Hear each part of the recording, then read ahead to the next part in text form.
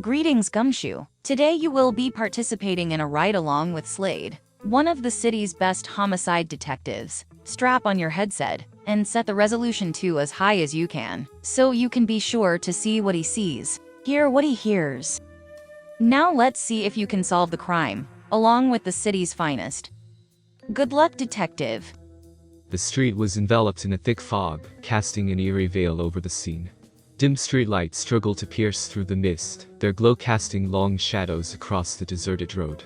Outside a nondescript house, a small crowd had gathered, their whispers muffled by the atmosphere of death that hung in the air as thick as the fog that clouded the neighborhood. From the depths of his car, Slade, the city's most prolific homicide detective, clad in a worn coat that had seen more tragedy than any garment should be allowed, stepped out into the mist that awaited. His footsteps echoing on the empty pavement as he approached the scene of the crime. It was late, half the world already asleep, and that very darkness cloaked the secrets that awaited him. Approaching the scene, Slade's eyes fell to the first responding police officer who stood sentinel at the entrance. The officer's face bore the weight of a long night, fatigue etched into the deep lines around his eyes. As the detective reached him, the officer nodded, acknowledging his arrival. Slade's sharp gaze swept over the area, taking in the somber silhouette of the house, against the backdrop of the moonlit sky. He knew this was no ordinary crime scene, a life had been lost, and the walls of the house hid the answers he sought, if only they could talk. Slade drew in a deep breath, the stale scent of cigarettes mingling with the damp air. With a stern yet curious expression, he turned to the officer, his voice steady and low. "What's the lowdown here?" Slade's eyes met the officer's, silently urging him to share what he knew.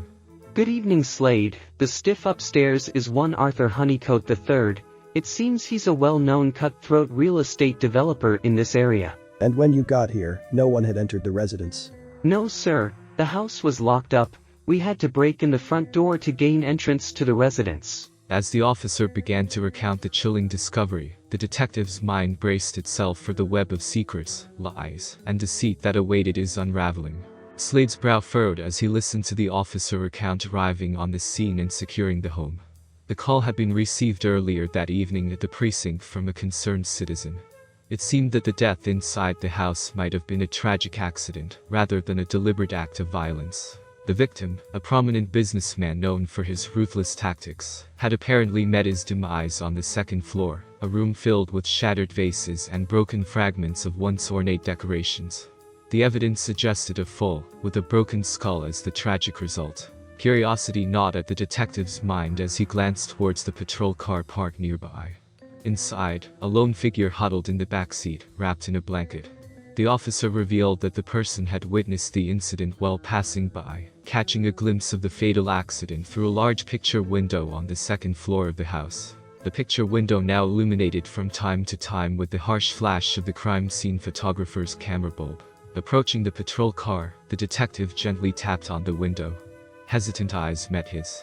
He trepidatiously opened the car door to speak with the gentleman. "So, you're the gentleman who called this in?" Yes, that was me. I'm not really one to get involved in others' business. I will admit, I have a bit of a reputation around the neighborhood for being a recluse. Slade could sense the lingering unease in the witness's voice. Perhaps it was just not being used to interacting with others very often. "And you live nearby?" Why, yes. I live in a house in the subdivision at the end of the road we are currently on. I was just out for a late evening constitutional, when in passing by saw the entire frightfully terrible events. The witness, still trembling, recounted the scene he had observed. A moment frozen in time through the window. I was just walking down the street when I reached this corner just here, right about where you were standing. I then happened to glance up and saw Mr. Honeycoat through the window. He was standing precariously on a chair straightening one of his photographs on the wall.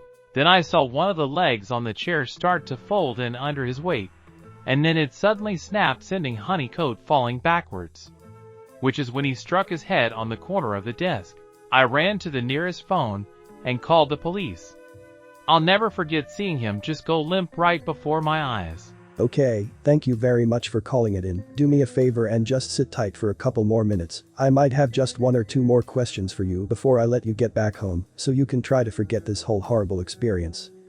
"Alright, what can you tell me about this Honeycoat fellow?" Only his reputation. He is responsible for turning this whole area into the clutter of buildings it is now. And the talk amongst the neighbors over there is that he had plans in the works to convert most of the residential properties into commercially zoned lots. It would drive out most of the residents living here, but the amount of money to be made from the construction would be enormous. Honeycoat's recent questionable sales had stirred anger among the neighborhood residents. Could it be that someone had taken their anger to fatal extremes? Slade's mind raced, crafting a mental web of potential suspects and motives. Determined to unveil the truth, Slade entered the house whispering the untold story that lay hidden within its walls. The mystery of the accidental death had transformed into a labyrinth of secrets where Slade would have to navigate the tangled relationships and brewing animosities to uncover the chilling truth behind the demise of this influential businessman. As Slade made his way up the stairs to the second floor, he stepped into the room where the tragic accident had taken place. The air was heavy with the scent of antique furniture and old books, as if time itself had settled upon the surroundings. The room was dimly lit, with a single overhead lamp casting a soft glow, illuminating the scene that lay before his eyes. In the center of the room, a broken chair lay on its side, its legs shattered. The witness's account seemed to align with this initial appearance, a tragic mishap, a simple fall from an unstable perch. Slade's gaze wandered, searching for any clues that might challenge this seemingly straightforward explanation. Slade's eyes narrowed, his mind piecing together a possible scenario. The broken stool might have set the chain of events in motion, and perhaps the victim's head had collided with the desk, causing the fatal injury. But could there be a hint at an alternate explanation? It was clear that this room held more than mere accidents and coincidences. As the detective meticulously surveyed the scene, he knew that the answers lay within. The investigation had taken a twist, and the true nature of the victim's demise was waiting to be unraveled, concealed among the enigmatic objects in that room of secrets. As Slade carefully combed through the room, his eyes landed upon a scattered pile of papers, strewn across the desk. Among the chaos of broken furniture and shattered dreams, a stack of real estate development documents caught his attention.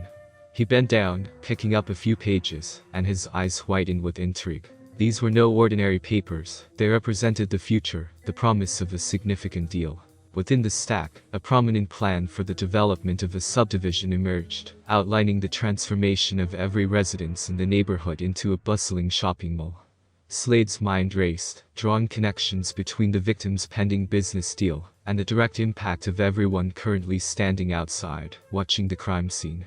The revelation added a new layer to the investigation, an intricate web of personal interests, grievances, and potential motives. Stepping out of the room, he made his way back to the officer stationed outside, the cool night air washing over him.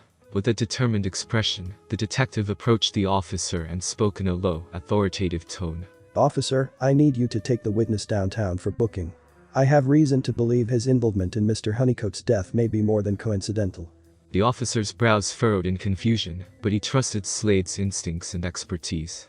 He nodded in acknowledgement. As the patrol car pulled away, the witness, still trembling with fear and uncertainty, cast a desperate glance at the detective as they sped off. Slade remained outside the house, his gaze fixed on the retreating patrol car. Resolute and undeterred, he knew that there was much work ahead. While the witness's detainment marked a significant development, it was only the beginning of unraveling the intricate threads woven into this tapestry of mystery and deceit. Have you figured out why the witness is Slade's prime suspect? If you need to back up and review, or pause the video, do so now. The answer will be revealed in 10 seconds.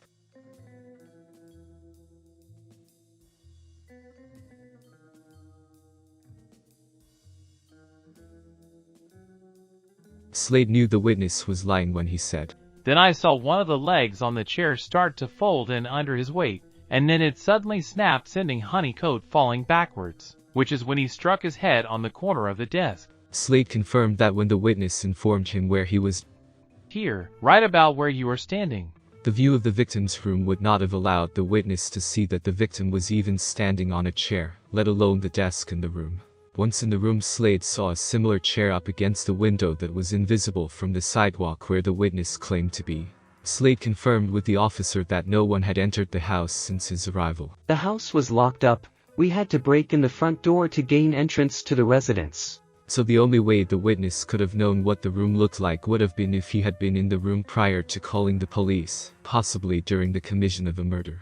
Certainly cause for more questioning.